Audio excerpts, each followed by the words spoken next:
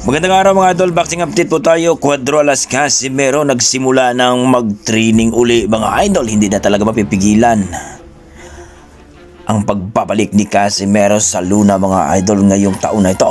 Well mga idol, marami talagang nag-aabang ng angas ng Pinas ni si General Casimero na kung saan ay inaantay talaga ang kanyang laban.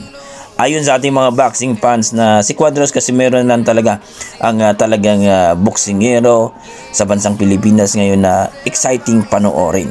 Well mga idol ay magaling talaga at magaling mag-entertain itong si Casimero mga idol pagdating sa lona. Ayon nga sa ating mga boxing fans na ang taglay ng lakas ni Casimero at ang timing nito ay ito ang magbibigay sa kanyang panalo at makuha ang pagiging 4 Division World Champion dito sa Super Bantamweight Division. Ayon nga sa ating mga boxing fans mga idol na kung makakuha lang daw itong si Casimero ng promoter at magaling na matchmaker at